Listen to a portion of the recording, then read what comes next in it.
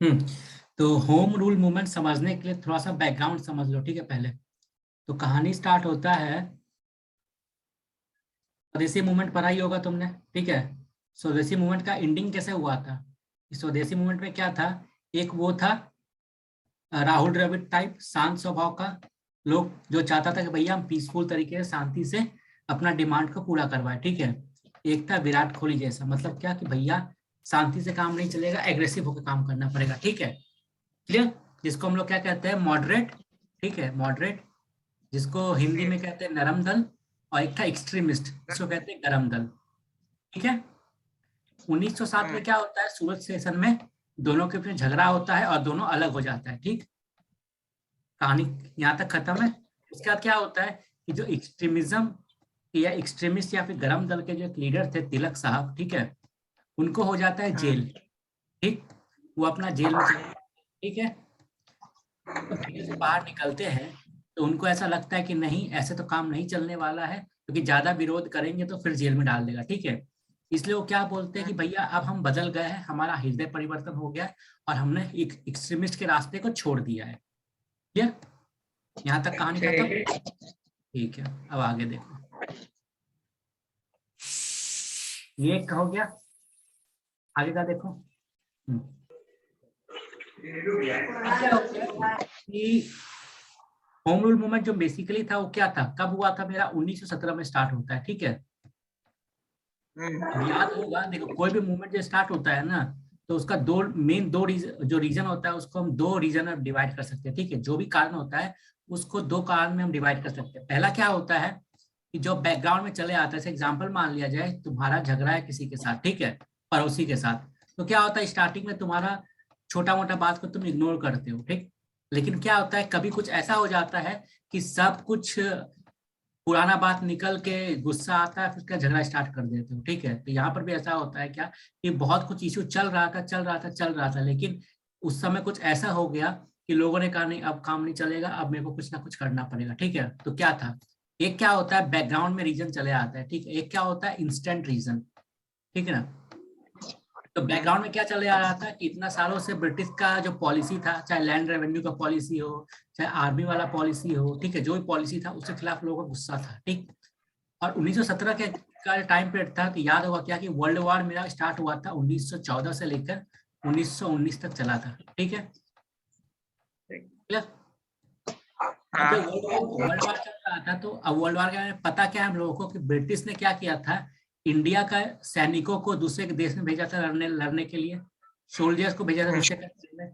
उसके अलावा जो इंडिया का जो अनाज वगैरह था ना, फूड क्रॉप्स वगैरह, उसको भी दूसरे कंट्री में एक्सपोर्ट किया था, जिससे कि वहां पे जो सैनिक लड़ रहे हैं या अपने कंट्री में जो सैनिक लड़ रहे हैं उनको जरूरत पूरा हो सके, ठीक। अब हुआ क्या, अगर इंडिया का लोग बाहर जा रहा है, इंडिया का अनाज बाहर जा रहा है, तो क्या होगा, इंडिया के अंदर क्या होगा कि अनाज का कमी होगा, अनाज का कमी होगा तो क्या होगा कि तुम्हारा महंगाई बढ़ेगा, ठीक। पहला चीज तो क्या, इस पीरियड में क्या हो, महंगाई बढ़ा। दूसरा चीज क्या कि अब क्या हो रहा है यहाँ पर, महंगाई बढ़ा। दूसरा दूसरा चीज क्या हुआ कि जब ब्रिटिश ने ये सब किया नहीं इसके कारण, तो अब क्या हुआ कि जो अब देखो वॉर के टाइम में क्या होता है कि नॉर्मली मान लिया जाए अभी कोई फैक्ट्री है, ठीक है, जब कोविड का टाइम आया था सिचुएशन सेकेंड वेव, तो क्या हुआ था उस टाइम में, जो ये मान लो स्टील बनाने वाला इंडस्ट्री है, कोई भी इंडस्ट्री है, तो अचानक से देश में क्या हुआ था, ऑक्सीजन में कमी हो गया था। तो सरकार ने क्या काम किया, सरकार ने बोला था कि भैया जितना भी इंडस्ट्री का ऑक्सीजन है सबको यहाँ सप्लाई करो, ठीक है, सबको हॉस्पिटल सप्लाई करो। तो उसी टाइम में क्या होता है, जब ऐसा सिचुएशन आता है वॉर वाला या ऐसा सिचुएशन, तो क्या होता है कि जो भी इंडस्ट्री का सामान होता है ना, तो सरकार बोलते हैं भैया बाकी सब हम बाद में करेंगे, पहले वॉर जीतना मेरे को जरूरी, इसलिए सबका सप्लाई वॉर का फैक्ट्री में डाल देते हैं। तो सेम चीज यहाँ पर भी हुआ। तो अब जिसके कारण क्या हुआ कि अगर सब फैक्ट्री वॉर का सामान ही बना रहा है, तो लोगों का जरूरत का सामान कम बनेगा। अब कम बनेगा तो बाजार में कमी होगा, तो उन चीजों का दाम बढ़ेगा, रोज का जरूरत का चीजों का, ठीक है। तो सेम चीज यहाँ पर भी था। अब सरकार को क्या चाहिए होता है वॉर के टाइम में, पैसा, ठीक है। तो पैसा कहाँ से लाएगा सरकार, टैक्स बढ़ाएगा, ठीक है। एक तरफ क्या हो रहा है, चीजों का रेट बढ़ रहा है, महंगाई हो रहा है, दूसरी तरफ क्या हो रहा है, सरकार टैक्स बढ़ा रहा है तुम्हारा, ठीक है। अब तो इसी के बीच में क्या हुआ, तो ये था बैकग्राउंड तुम्हारा, ठीक है। अब क्या हुआ, जब तो इंडिया के जो फ्रीडम फाइटर्स थे, लीडर्स थे, उनको ये लगा कि भैया कुछ तो करना पड़ेगा, ठीक है, ऐसे काम नहीं चलने वाला है। लेकिन उनको ये भी पता था कि अगर लिमिट से ज्यादा कुछ करेंगे तो क्या होगा, ब्रिटिश फिर वही काम करेगा, कि हम लोग को मतलब फोर्स का यूज करके दबा देगा, ठीक है। इसीलिए जो भी करना है पीसफुल तरीके से करना है, ठीक है। तिलक साहब से बात ही समझ में आ गया था।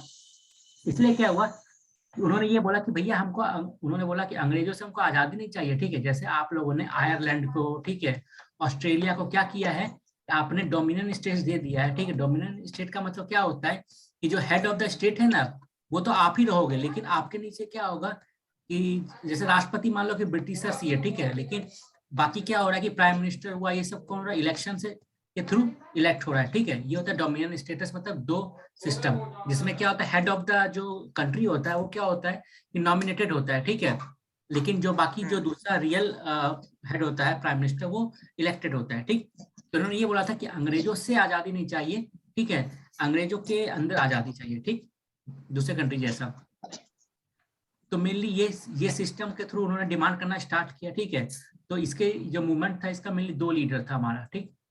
एक था तिलक साहब, एक थे एनी बेसेंट, ठीक है, क्लियर। देखो, home rule movement was the Indian response to the first world war. उस समय सिचुएशन हुआ था, ठीक है। वही जैसे आप लोगों ने ऑस्ट्रेलिया को, कनाडा को, साउथ अफ्रीका को दे के रखा है डोमिनियन स्टेटस, वैसे हमको भी दो। तो इसका मेन डिमांड ये था, ठीक। दो इंपॉर्टेंट लीडर थे हमारे, एनी बेसेंट और तिलक साहब, ठीक है। तो जो मैंने ऑलरेडी बताया कौन सा ऐसा फैक्टर था जिसके कारण मूवमेंट हुआ, तो पहला वही था क्या कि ठीक है, उसका गवर्नमेंट का एक्शन बढ़ रहा था, क्योंकि वॉर के टाइम में क्या होता है, गवर्नमेंट किसी पे भी शक होता है उसको उठा के जेल में डाल देता है, ठीक है। इस टाइप का सिचुएशन था। उसके बाद जब गवर्नमेंट रिफॉर्म ला रहा था, उससे लोग असंतुष्ट थे। तो वॉर टाइम में क्या होता है, बर्डन बढ़ा, क्या प्राइस राइज हुआ, ठीक है, टैक्सेशन हाई हुआ, क्लियर है। हाँ। उसके बाद वही सब है। तो इंडिया का हर वर्ग का इंसान मतलब एक तरह से पीड़ित था, ठीक है। अब क्या हुआ कि अब ये हो गया, अब तिलक साहब का सबसे पहले जो स्टार्ट होता है मूवमेंट, तिलक साहब का स्टार्ट होता है, ठीक। फिर एनी बेसेंट साहब का स्टार्ट होता है। दोनों में डिफरेंस ये होता है कि अगर मान लिया जाए ये हमारा इंडिया का मैप है,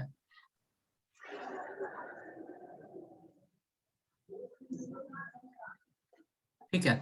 तो क्या होता है महाराष्ट्र के अंदर, ठीक है, महाराष्ट्र के अंदर तिलक साहब का जो ऑर्गेनाइजेशन होता है महाराष्ट्र के अंदर रहता है, ठीक, क्लियर। और बाकी रेस्ट ऑफ इंडिया में, रेस्ट ऑफ इंडिया में जो ऑर्गेनाइजेशन होता है वो किसका होता है, एनी बेसेंट का, क्लियर है। तो इस मूवमेंट के अंदर मेनली क्या था, इस मूवमेंट के अंदर ये था कि ये लोग अवेयरनेस फैलाते थे, क्या न्यूज़पेपर के माध्यम से, ठीक है, सभा सभा करते थे, इसके माध्यम से अवेयर, मतलब लोगों को अवेयर करते थे, उनके मतलब बताते थे कि क्या फायदा हो गया, ब्रिटिश को लेटर लिखना, ठीक है, सब काम मेनली करते थे जिससे कि ब्रिटिश उनका डिमांड मान ले और होम रूल देते, ठीक है। तो ये सब है। देख लो यहाँ पे कुछ नहीं है, ठीक है। तो मेनली एनी बेसेंट जो थी, इनका बाद में स्टार्ट होता है, सबसे पहले तिलक साहब का स्टार्ट होता है, ठीक। तो एनी बेसेंट जो थी, इनका दो न्यूज़पेपर था इंपॉर्टेंट, कौन सा, न्यू इंडिया और कॉमनवेल्थ, क्लियर है। ये लोग पब्लिक मीटिंग करके, कॉन्फ्रेंस करके ये सब चीज करते थे, ठीक। तो इन्होंने जब मूवमेंट स्टार्ट किया तो कांग्रेस को बोला कि कांग्रेस भैया आप भी सपोर्ट कर दो हमें, ठीक है। लेकिन कांग्रेस ने एज अ ऑर्गेनाइजेशन इस मूवमेंट को सपोर्ट नहीं किया, बिकॉज उनको भी डर था कि अगर हम सपोर्ट करते हैं तो क्या होगा, ब्रिटिश की नजर में खटकेंगे और ब्रिटिश हमारे ऊपर एक्शन ले सकता है, ठीक है। तो लोग रेडी नहीं था इस चीज के लिए। तो कांग्रेस का एज अ ऑर्गेनाइजेशन तो उन्होंने सपोर्ट नहीं किया, लेकिन कांग्रेस के मेंबर्स ने इसको ज्वाइन किया, जैसे नेहरू ने ज्वाइन किया था इसको, ठीक है, जिन्ना ने ज्वाइन किया था इसको, ठीक, क्लियर। तो कांग्रेस का एज अ ऑर्गेनाइजेशन में ज्वाइन नहीं किया था, लेकिन मूवमेंट को अपने पर्सनल लेवल पे ज्वाइन किया था। तो मैंने वही बताया। तिलक साहब का जो था महाराष्ट्र के अंदर था, ठीक है, और बाकी एनी बेसेंट का पूरा कंट्री में, ठीक। इनका डिमांड मेनली क्या था, स्वराज था, यही सब डिमांड था मेनली। बताया जैसे कुछ कुछ थे इम्पोर्टेंट लीडर, नेहरू साहब ने ज्वाइन किया था, जिन्ना ने किया था, चित्तरंजन दास ने किया था, ये सब ने किया था।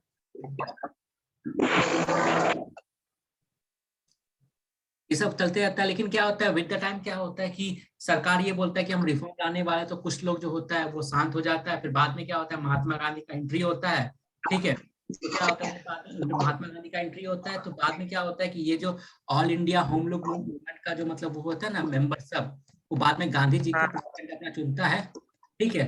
और गांधी जी 1920 में क्या करते हैं, उस मतलब होम रूल मूवमेंट का जो ऑर्गेनाइजेशन चलाता है, उस ऑर्गेनाइजेशन को मर्ज कर देते हैं इंडियन नेशनल कांग्रेस के अंदर।